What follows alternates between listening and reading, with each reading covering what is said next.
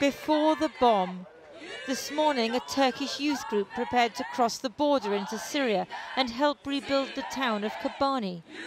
Such idealism, such enthusiasm. Then this. A suicide bomb. At least 28 were killed. The Turkish government blamed Islamic State militants. Last winter, coalition aircraft bombed Kobani for 112 days, succeeding in pushing IS out.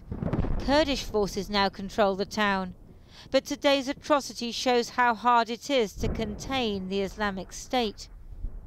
The RAF is involved in bombing IS in Iraq, but not in Syria, because there's no parliamentary approval for it.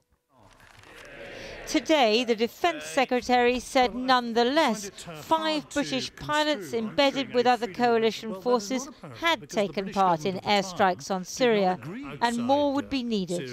I think the time will come when this new Parliament will have to reconsider whether we are doing enough to tackle ISIL at its source.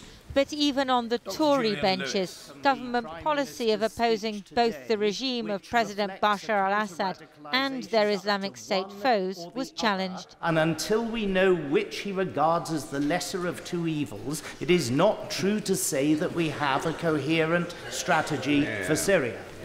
Coalition bombing has had mixed success. In Iraq, it drove Islamic State from the Mosul Dam and Sinjar, but despite thousands of airstrikes, IS has held Iraq's second city, Mosul, and taken Ramadi.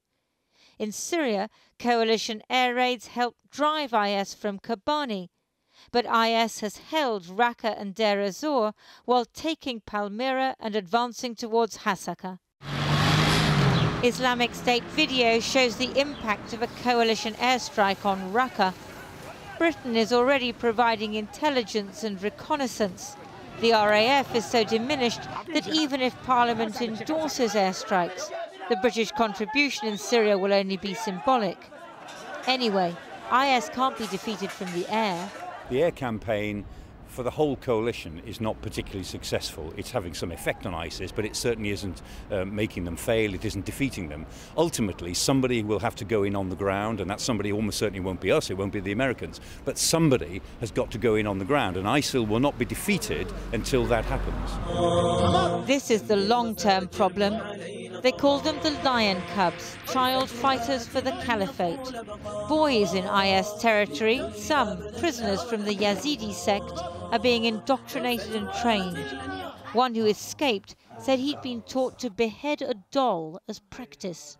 The first time I couldn't cut it, nor the second or third time, but then they told me how to hold the sword and how to hit it, and they told me it was the head of an infidel.